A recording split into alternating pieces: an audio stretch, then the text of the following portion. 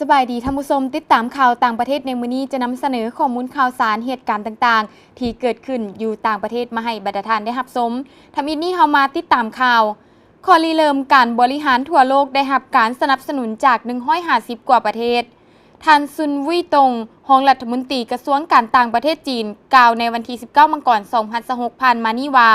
ในฐานะเป็นประเทศมนตรีถาวรของสภาความมั่นคงองค์การสหประชาชาติและเป็นประเทศใหญ่ที่มีความรับผิดชอบจีนเด็ดเดียวปฏิบัติลัทธิหลายฝ่ายที่แท้จริงตั้งหน้าสุกยูการปรับปรุงการบริหารโลกนับแต่จีนเสนอข้อริเริ่มการบริหารทั่วโลกในเดือนกันยายนปี 2025 มาฮอดปัจจุบันข้อริเริ่มดังกล่าวได้รับการสนับสนุนจาก150กว่าประเทศเมื่อเผชิญหน้ากับสิ่งท้าทายระดับโลกที่พ้นเด่นยิ่งขึ้น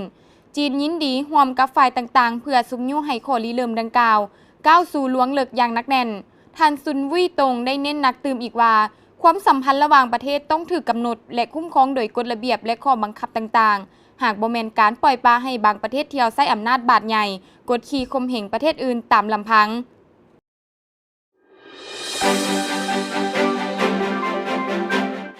มาต่อกันที่ข่าวนายกรัฐมนตรีญี่ปุ่นประกาศจะยุบสภาต่ำและจัดการเลือกตั้งรอบใหม่ท่านนางทาคาอิซิสนาเอะนายกรัฐมนตรีญี่ปุ่นกล่าวในกล่องประชุมแถลงข่าวที่จัดขึ้นในวันที่19 มังกรนี้ว่าจะยุบสภาต่ำในวันที่23 มังกรนี้และจัดการเลือกตั้งรอบใหม่โดยจะออกแถลงการณ์เกี่ยวกับการเลือกตั้งรอบใหม่ในวันที่27 มังกรนี้และจะปอนบัตรในวันที่8 กุมภาพันธ์หน้านี้ตามข่าวรายงานว่าการที่ท่านนางทาคาอิซิสนาเอะยุบสภาต่ำในเวลานี้จะเห็นให้ขั้นตอนปกติของการพิจารณางบประมาณซ่าออกไป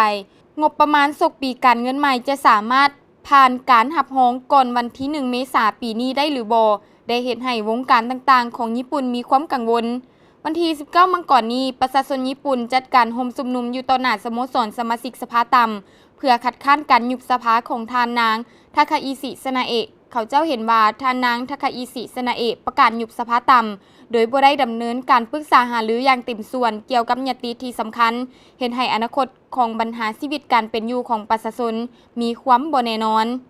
สื่อมวลชนหลายแห่งของญี่ปุ่นลงบทวิเคราะห์เมื่อบ่ดนมานี้โดยตำหนิวิจารณ์ว่าท่านนางทาคาอิซิสนาเอะเรื่องยุบสภาในเวลานี้แม่นเอาใจใส่แต่ผลประโยชน์ของพรรคตนและนำใช้สิทธิ์ยุบสภาที่บ่ถูกต้องท่านผู้ชมและนี่ก็แม่นข้อมูลข่าวสารที่พวกเราได้นำมาเสนอให้ทานได้รับชมและมาฮอดนี้เวลาของทางข่าวต่างประเทศก็ได้หมดลงแล้วขอบใจทุกท่านที่ให้การติดตามรับชมพบกันใหม่ในมื้อหน้าสำหรับมื้อนี้สบายดี